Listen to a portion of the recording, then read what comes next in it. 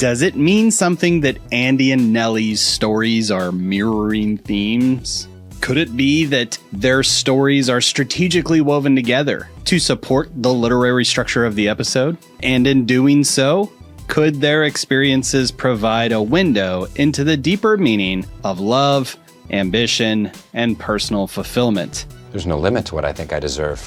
That's 3 nested questions. Hey, I'm Chris, and I'm reviewing every episode of The Office ever, and today we're looking at absolutely the lowest rated episode across the entirety of the series in Get the Girl. Lead writer is that guy that everybody hates for ruining Scooby-Doo, and the director is... I should know. I'm in an identical situation. Yeah, so we're going to have a lot to talk about, and dig in with me as we discover the deeper meaning of Get the Girl. Spoiler ahead, it's stupid, and let's figure out if this episode really is as bad as what the ratings might reflect. Spoiler. What is going on? I understand nothing.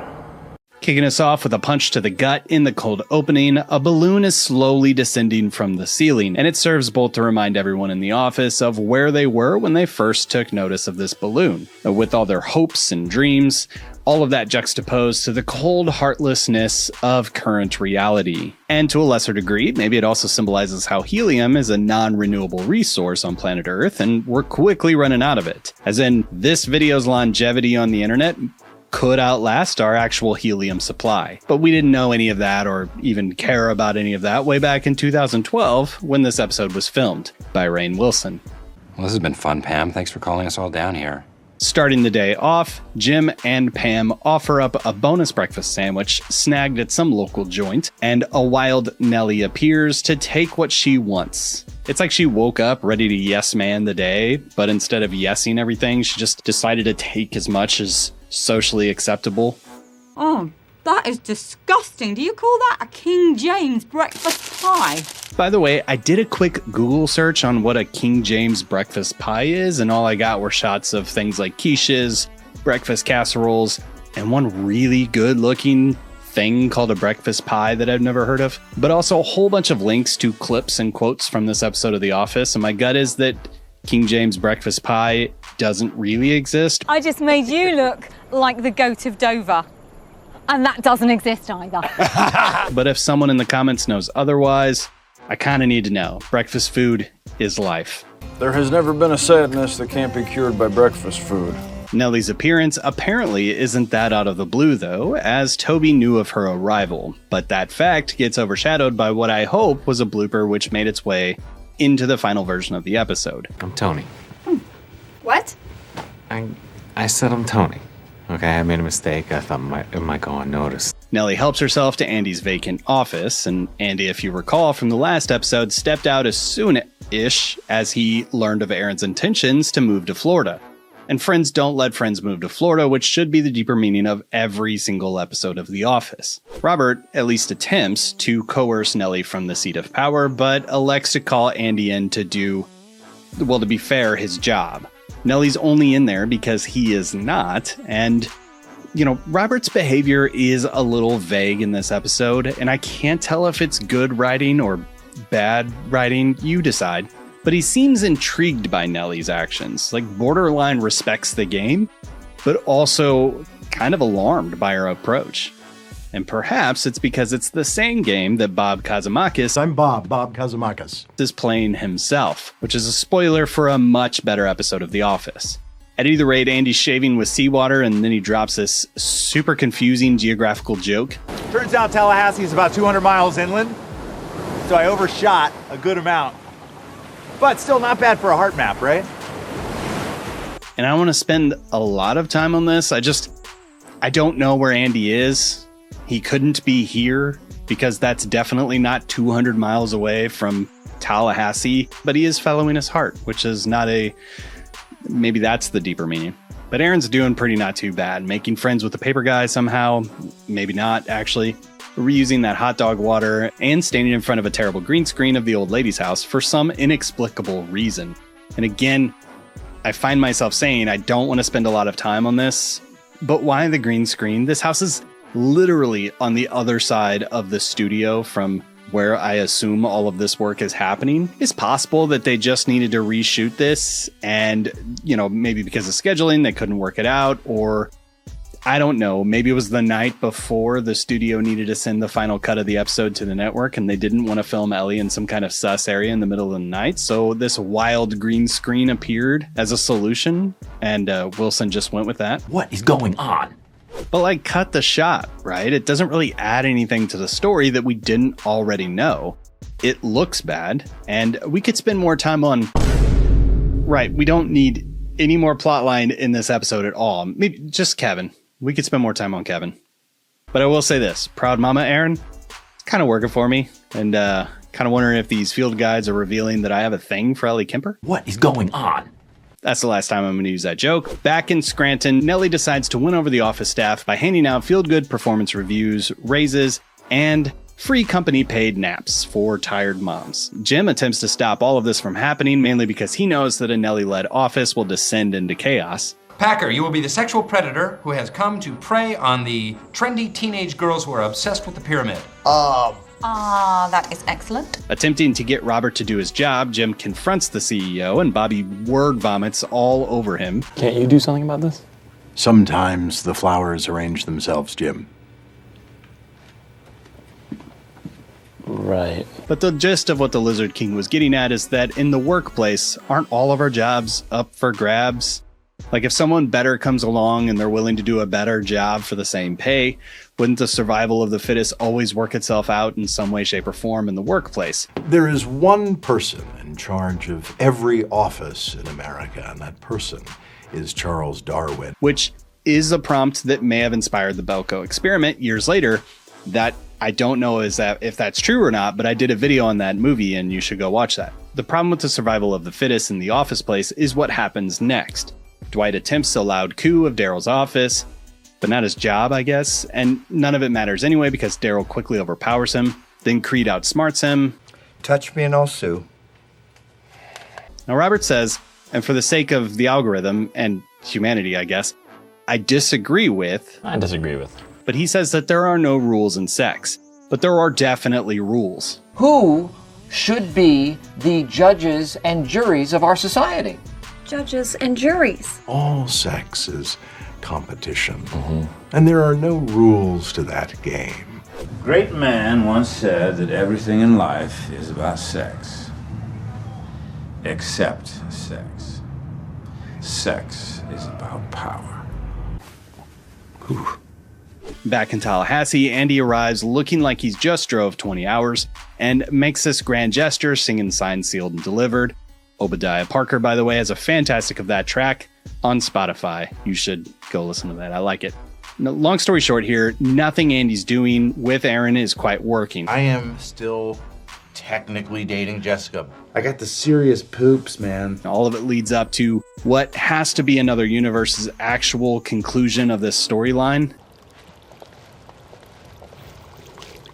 And in that version of The Office, every episode from here on is rated in the 9s and had Steve Carell came back and is still on today because they could just make all of the money.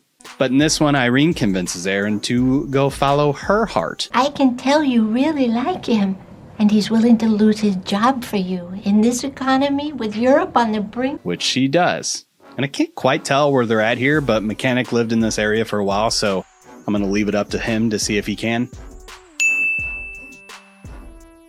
Back in Scranton, Nellie lays it all out there for the office staff, not using a sexual or animal analogy. Would you prefer a nature metaphor or a sexual metaphor? But a Disney Town analogy. Basically saying that the only way any of this works is if everyone says it works, which, yeah, is what a social contract is, but leads to things like weird legislation that the US has that's contributing to the helium crisis. Look it up. And also, Dwight said this earlier. Money isn't real ever since we got off the gold standard. I don't think any of that matters, actually, at all. Does any of this matter? Everything is sex. Not really, because everything in this world only works because we say it works. And then again, that's why Robert was completely wrong when he said, there are no rules to that game. Nevertheless, everyone just goes with it, and Nellie's the new boss. I guess. Because sure, let's do that now. But before we get to really shredding this episode up, let's deconstruct it a bit in the deeper meaning.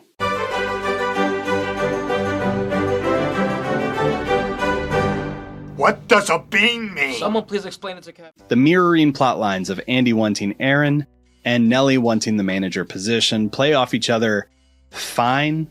It's just that they're quite bizarre and both out of left field, leading to the feeling that both of these plot lines don't actually work simultaneously. Normally we have like a weird plot line and then a grounded plot line. But in the case of the Tallahassee story, which please let that be the last time I ever have to spell out Tallahassee in one of these scripts. Except I said it again there, so obviously I wrote it again. Anyway, that plot line should have very much ended right here. So you came to get me, but you still have a girlfriend. Or here. Instead, they go for this very unearned rom-com thing between Aaron and Andy. And that's the point, right? The key word being unearned. Unearned is the point of Nellie's final words of wisdom. Anything can happen to anyone. It's just random. Randomosity shines on some and not on others, and that's not deep, it's literally what random means. Gleaming some form of meaning from this, Andy didn't earn the victory here, but he at least had to put himself in position to win. Nellie didn't earn the victory here, but she had to put herself in the place to win. The lady that scared the bejeebies out of Ryan Seacrest on national television on New Year's Eve didn't earn the Powerball victory, but she had to put herself in that position to win and, really go after Ryan Seacrest. And I'm realizing that the longer that season 8 goes on, the deeper meanings have become increasingly shallower and shallower. And I didn't hate the Tallahassee arc, something that a lot of people have commented on here and on the Discord. But now I wonder if that was just a distraction or, maybe just the remaining flickering of life from a dying soul. And on that note, let's rate this thing. This is the worst. Got some quotes here. I think there's a pretty strong argument that this is the worst episode of The Office.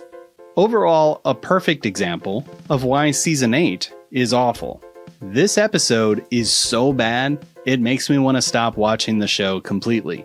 This new character, Nellie, is unbearable. I hated her on Doctor Who, and I hate her on The Office. Yup, this is where the show takes a huge dump on our heads. Nellie is horrid, not funny, no charm. And man, that last one, I struggle with.